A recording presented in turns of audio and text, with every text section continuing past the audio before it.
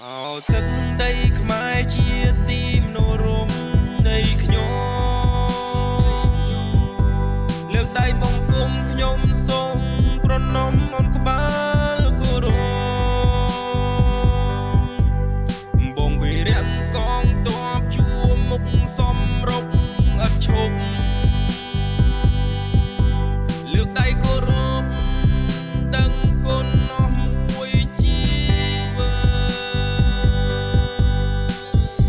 ខ្ញុំសូមបួងសួងដល់ទេវតាសូមជួយរក្សាដល់បងកងទ័ពបុរណភាពទឹកដីខ្មែរអស្ចារ្យកុំចង់តវ៉ាកុំចង់ឈ្លានពានចោលសៀមចង់រៃប្រល្បិចថោកទាបហៅគ្នាចរចាហើយយកកំភ្លើងជុំចាប់ឆក់សួរចំឡើយហើយចង់ក្រោយវាចាប់យកដាក់ត្រង់ខែមួយសីហាគឺជាខែដែលឈឺចាប់បេះដូងខាងឆ្វេងគេចាក់សម្លាប់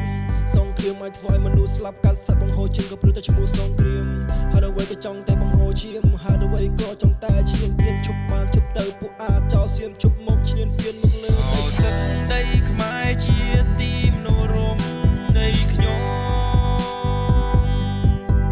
លើកដៃបង្គំខ្ញុំសូមប្រណម្យអនក្បាលគោរពបងវីរៈកងទ័ពជួរមុខសំរុកឥតឈប់លើកដៃគោរពដឹងគុណអស់មួយជីវិតពេលដែលយកទៅល្អមកវិញត្រពីការក្នុងចិត្តខ្ញុំសឹកចាប់ខ្លោចផ្សាហើយអ្វីពួកគាត់ត្រូវពីការសៃសួរទេវតាតែពួកគាត់ខុសអីពួកអ្នកឯងពិតជាសាហាវណាស់ហ៊ានលើកដៃធ្វើទរណកម្មមនុស្សចាស់ចង់ផ្ញើពាក្យពេចទៅអ្នកឯងខ្លះធ្វើបាបមនុស្សចាស់បាបបនមានតោប្រទេសខ្ញុំមកតើពេលណាទៅខ្ញុំបានទូស្បើខ្ញុំលើកដៃបួងសួងទេវតាហើយតើពេលណាឡើយទើបយើងបានស្បើយសង្គ្រាមនៅច្បាំងសំឡេងផុងផាំង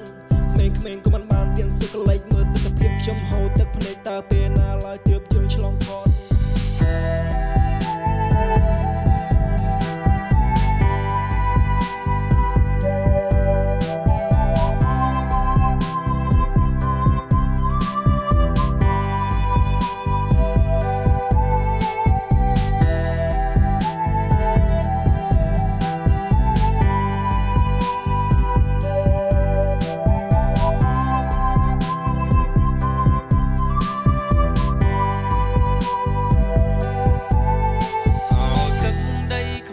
ជាទីមនោរម្យ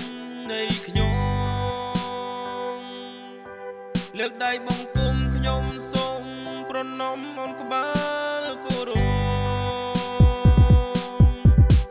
បងវីរៈកងទ័ពជួរមុខសំរុក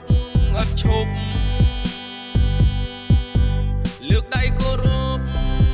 ដឹងគុណអស់មួយជីវិត